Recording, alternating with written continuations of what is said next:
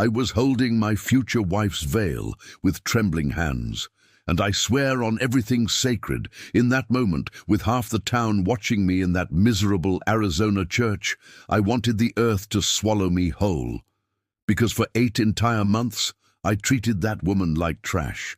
In the letters I was rude, cold. I sent messages saying she should be grateful for the opportunity. I prepared a tiny room in the back of the house. I wrote rules about where she could or couldn't go. I warned my employees that she had no authority whatsoever. Why? Because I saw a blurry photo and decided she was ugly, desperate, and worthless. But when I lifted that veil and saw her face, my God, I hadn't married a desperate woman. I had married a hurricane. Have you ever completely misjudged someone and regretted it instantly? Share your story, because this one will blow your mind. Let me be honest with you from the start. I didn't want to get married. My name is Thomas Blackwood. I'm 33 years old. I own 20,000 acres in Arizona territory, and I don't believe in love. Never have. Love is for poets and weak men. I built an empire based on land, cattle, and practical decisions, feelings. That doesn't pay bills. But my Uncle Henry, this man doesn't take no for an answer. Thomas, you're going to die alone like an old dog if you don't get yourself a wife.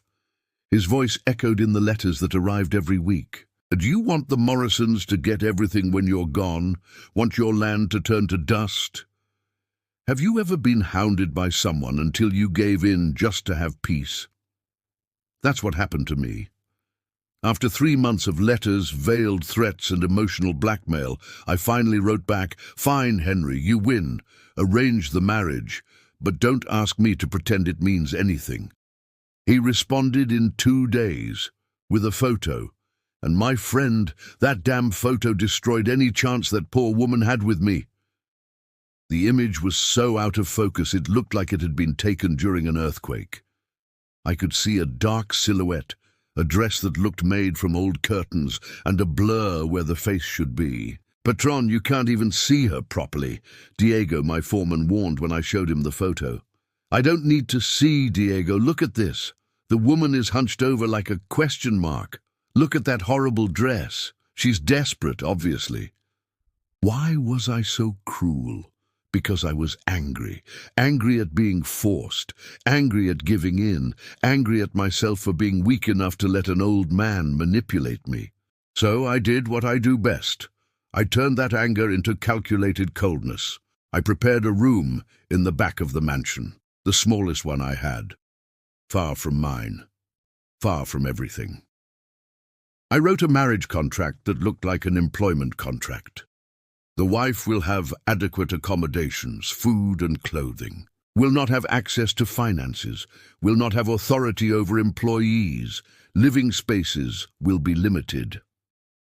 "Mr. Blackwood," my housekeeper, Donna Martha, ventured, "this isn't marriage, it's prison." "It's protection," I shot back. "She'll have more than she had before. House, food, security. What more could a desperate woman want? Do you realize when you're being a monster, or only after the damage is done?" For 8 months, I built a version of Clara Whitmore in my head. She would be quiet, obedient, grateful, wouldn't cause trouble, wouldn't ask for anything, would be like furniture, present but irrelevant. I could live my life normally, and she would live hers in some forgotten corner of the house. The letters we exchanged were pathetic. Hers were short, formal, polite. "I appreciate the opportunity. I will do my best not to disappoint." Mine were even worse. "Arrive on Tuesday. Bring only essentials. There will be rules." Rules. I made rules for my future wife as if she were a child. Diego looked at me with that expression that said, "You're going to regret this." But I ignored him. I ignored everyone. I ignored the signs. I ignored my conscience screaming that I was being unfair to someone I didn't even know. The night before the wedding, I sat alone in my office with a bottle of whiskey. "Tomorrow this circus ends," I told the glass. "Tomorrow I close this deal and get back to my life." But fate, my friend, fate was laughing in my face. Tuesday, 9 in the morning. My wedding day. I woke up with a headache, half from the whiskey, half from the anxiety I pretended not to have. I put on my best black suit, the one I wore for important meetings, because that's what it was, right? Just another business meeting, another contract, no big deal. "Patron, you look pale," Diego commented when he saw me. "I'm fine," I lied, adjusting my tie for the fourth time. The church was small, old, perfect for a wedding nobody wanted to celebrate. I arrived early. I always arrive early. Control, you know? Whoever arrives first controls the environment. I chose to stand at the front, back to the door. I didn't want to see her coming in. Didn't want to see people's pitying looks. Have you ever wished you could stop time and run far away? The priests started arriving, then some curious townspeople, because obviously it leaked. Thomas Blackwood getting married. That was guaranteed entertainment. Donna Martha came, gave me a look that said, "There's still time to do things differently." Diego stood beside me silent, but I felt his disappointment. And then I heard it, the creak of the door, footsteps. They weren't timid or hurried footsteps. They were firm, confident. The kind of step from someone who knows exactly where they're going and why. My heart raced. Why the hell was my heart racing? The priest gave the signal. "Groom, you may turn around." I turned. And friend, let me tell you, the ground disappeared from under my feet, because the woman walking down that miserable church aisle was nothing like what I had imagined. She wore a simple dress, ivory-colored, no frills. But it was the way she wore it, shoulders back, chin up, eyes fixed on me as if challenging me to say something, and the face, my God in heaven, the face. She was beautiful, not that delicate doll beauty you see in paintings. It was a strong beauty, marked features, green eyes that seemed to see right through you, firm mouth, a small scar on her eyebrow that, instead of ruining, gave character. But it wasn't just the physical beauty that paralyzed me, it was her energy. Clara Whitmore entered that church like she owned the place. There was no insecurity, no fear, nothing of that hunched, desperate woman I had created in my head. She stopped beside me, looked me up and down, assessing, judging, and said the first thing that would change everything. "You're smaller than I imagined." Someone in the church let out a muffled laugh. Diego coughed to disguise his own laughter. Me? I stood there like a statue, unable to form a word. Smaller, me, Thomas Blackwood, 6'1" of pure determination. "Sorry," she continued, not looking sorry at all. "I meant less imposing. The letters made you seem bigger." The priest cleared his throat. Can we begin?" The ceremony was quick. Traditional vows that neither of us believed. But when it came time to lift the veil, that moment every bride waits for, my hands trembled. Why was I trembling? I held the delicate lace, pulled it up slowly, and when those green eyes met mine again, with nothing between us, I saw something that terrified me. She didn't need me. Never did. So why on earth had she accepted this marriage? "You may kiss the bride," the priest announced. I leaned in. She didn't pull back, but didn't lean forward either. It was the strangest kiss in history. Quick, formal, cold. Like shaking hands with someone you don't trust. When we pulled away, she whispered just for me to hear, "We're going to have a serious conversation when we leave here, Thomas." And man, in that moment, I knew my life would never be the same.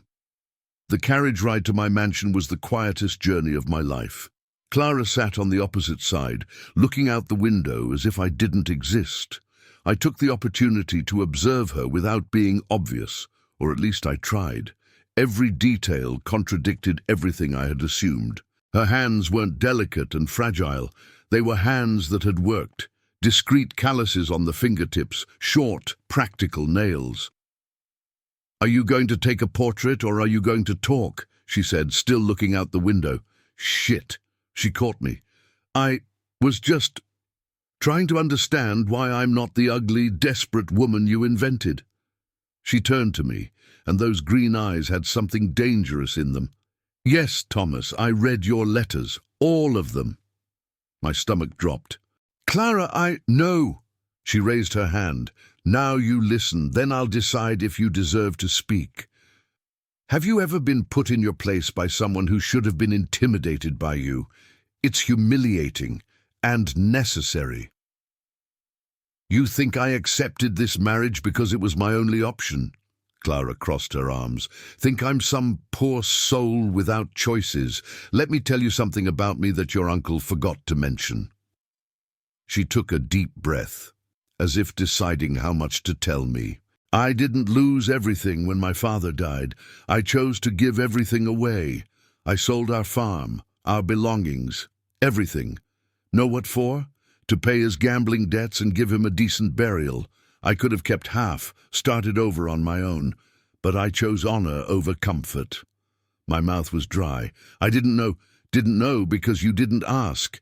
You saw a bad photo and decided who I was, created an entire story in your head where you're the generous hero and I'm the pathetic victim." Every word was a precise stab. "I accepted this marriage," she continued, "because your Uncle Henry told me you were a fair man, rigid but fair, that you had built an empire with honest work, that you needed someone strong by your side, not a decorative doll." She leaned forward, and I instinctively pulled back. "But you know what I found? A coward of a man who judges people by blurry photos, who prepares little rooms in the back for his wife like she's a servant, who writes rules about where I can step in my own house. How did she know about the room, about the rules?" "Donna Martha," Clara answered my unspoken question. "We arrived last night. She showed me everything while you were getting drunk in your office. And you know what she told me? I'm sorry, dear. You deserved better." The carriage stopped. We arrived, but neither of us moved. "So here's what's going to happen," Clara said, voice low but firm as steel. "You have two paths. First, you continue being the arrogant idiot who thinks he bought a wife. In that case, I'm going to give you the most miserable marriage you can imagine. I'll fulfill my role on paper, but you'll wake up every day remembering you wasted the chance to have a real partner." She waited, forcing me to ask, "And the second path?" My voice came out hoarse. "Second, you admit you were wrong, completely, and we start from scratch. Not as boss and employee, as equals. I help you build this empire bigger than you could alone, and maybe, just maybe, we discover that this forced marriage could be the best thing that happened to both of us." She opened the carriage door herself without waiting for my help. "You have until dinner to decide. Choose wisely, Thomas." And she left, leaving me there destroyed, confused, and for the first time in years, interested. How the hell had I underestimated this woman so much? I sat in that carriage for a full 10 minutes. Diego came to get me. "Patron, are you going to stay there until dark?" "Diego," I said, still processing, "I messed up everything." "Yes, you did. He didn't lie, never lies, but there's still time to fix it, if you have the courage." Courage. Interesting word. I had courage to face storms, droughts, armed men. But to admit I was wrong, to a woman I had treated like nothing. Have you ever had to swallow your entire pride at once? It hurts more than a punch. I entered the mansion. Silence. I went straight to that little room I had prepared for her. That humiliating cubicle in the back. Empty. She wasn't there. Where was she? In the master suite. My suite. Or rather, in front of its door with her luggage. "Good afternoon, husband," she said, sharp sarcasm. "I came to see my new home, but it seems you forgot to prepare adequate space for your wife. Clara, that room was an insult?" "Yes, it was." She pointed to the suite door. "This one has 2 rooms, large bathtub, spacious closet. Perfect for a couple, actually, unless you prefer to keep pretending this marriage is only on paper." I had 2 options, fight for territory or admit defeat. I chose the new path. You're right. The words burned coming out. That room was an insult. This suite is yours. I'll sleep in the office. She blinked, clearly didn't expect that. Or, I continued, feeling every word, we share it. Like a real couple, but only if you want. I won't force anything. Clara studied me for a long moment. Are you being sincere or trying to manipulate me? Sincere. For the first time since this circus began, I'm being sincere. She nodded slowly. Okay, we share, but there are conditions. Of course there were. First, you burn that ridiculous contract you wrote. Second, I have a voice in ranch decisions, not just a voice, real vote. Third, you treat me with respect in front of employees and the town. And fourth, she smiled for the first time, you learn my full name. I blinked. Clara Whitmore. Wrong. She crossed her arms. Clara Elizabeth Whitmore, Blackwood. I'm a Blackwood now too, or did you forget? Pronounce it correctly. Every part. For the next hour I helped her unpack. Yes, I helped. Thomas Blackwood, carrying bags and hanging dresses. Diego almost fainted when he saw. But you know what was crazier? I enjoyed it. I enjoyed seeing her books taking up my shelf. I enjoyed her soft perfume spreading through the suite. I enjoyed hearing her humming softly while organizing things. Thomas, she called from the closet, those idiotic rules you wrote, where are they? I got the document from the office, came back and handed it to her. Clara read aloud, voice dripping venom. The wife will not have access to the office, will not participate in business dinners, will not give orders to employees. My God, Thomas, did you really write this? I was an idiot. Was? She arched an eyebrow. I still am, but I'm trying to improve. She tore the paper in half, then in quarters, then into tiny pieces she threw out the window like confetti. Done. Now we write new rules, together. We sat on the porch with new paper and pen, and for the first time in 8 months I heard her opinion, really heard it, about the ranch, about the house, about us. And man, she was brilliant. She had ideas about cattle rotation I'd never considered, about employee management, about finances. The woman understood business better than half the men I knew. Where did you learn all this? I asked, impressed. My father was terrible with cards, but excellent with cattle. He taught me everything before he died. The sun was setting when we finished the new rules. They weren't rules, actually. They were agreements, equal to equal. Clara looked at me and said, maybe we can make this work, Thomas. And for the first time, I believed it. 3 weeks after the wedding, the fire happened. It started in the east side stables. Someone left a lamp lit near the hay. The flames rose fast, hungry, angry. I was in the fields when I saw the smoke. My heart froze. I rode like crazy back. When I arrived, half the workers were already there with buckets, forming a chain from the water pump to the fire. And in the middle of the hell, Clara. She was inside the burning stable. Clara! I shouted, jumping off the horse before it stopped completely. Diego held me back. Patron, don't! There are 3 horses trapped in there, she went. I didn't wait for him to finish. I ran into that furnace. The smoke burned my eyes, my throat. The heat was skin-melting. But I heard her, calming a terrified horse, voice firm even in the middle of chaos. Clara, let go of that damn horse.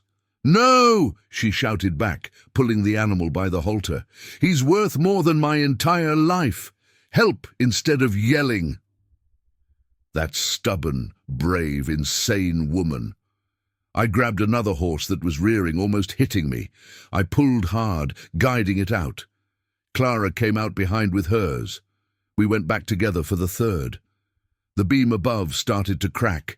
Get out, I shouted. Not without you! The beam fell. I pushed Clara and the horse forward. I felt the infernal heat scraping my back, but we made it.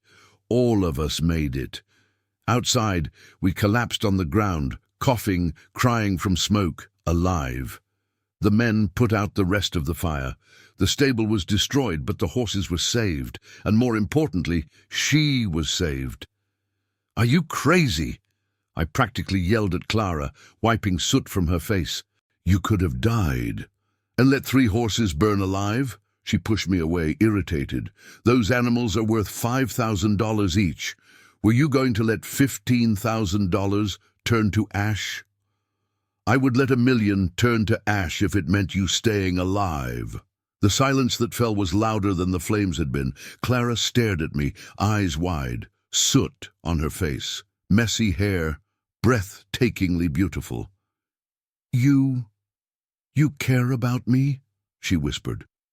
And man, in that moment, covered in ashes, smelling like smoke, with 6 employees watching, I told the truth. "I fell in love with you, Clara. I don't know exactly when. Maybe when you put me in my place in the carriage. Maybe when you tore up my idiotic rules. Maybe when I woke up and you were already studying the ranch books like you owned the place. But I fell in love, completely." She stood still, processing. "But I understand," I continued, "if you don't feel the same. I treated you terribly in the beginning. She kissed me, in the middle of the yard, covered in ashes, with everyone watching, and it was the truest kiss of my life. When we separated, she was smiling. "I fell in love with you too, you stubborn idiot. You think I would have fought so hard if I didn't care?" Diego started clapping. Then Donna Martha. Then all the workers. The yard turned into an impromptu party, celebrating not just the extinguished fire, but something bigger being born. That night, sitting on the porch with hands intertwined, Clara said, "You know what's funny? If you had been nice from the beginning, maybe I never would have really known you. It was you being an idiot that made me fight, and fighting that I saw who you really were underneath all that armor. So you're saying that me being a jerk saved our marriage?" "No," she laughed. "I'm saying that you learning not to be a jerk saved it. Big difference." And she was right, as always. That night, for the first time since the wedding, we slept in the same room, not out of obligation, by choice. And it was perfect. Today, 5 years later, I look at Clara sleeping beside me and still can't believe my luck. That blurry photo my uncle sent? It's framed in my office as a reminder that hasty judgments almost cost me the best thing that ever happened in my life. Clara transformed the ranch. No, she transformed everything. We doubled our herd, expanded into neighboring lands, and became the most respected family in Arizona. But none of that matters as much as waking up every day with her. Our 2-year-old daughter, Elizabeth, has her mother's green eyes and the stubbornness of both of us. Poor child. And you? Have you ever judged someone by their cover and discovered an incredible book inside? Have you almost lost something precious because you were too proud to see? Comment below with your story, because if I learned one thing in all these years, it's that everyone deserves a second chance, including ourselves. Tell us, who was the person you misjudged who ended up changing your life? I want to read every story.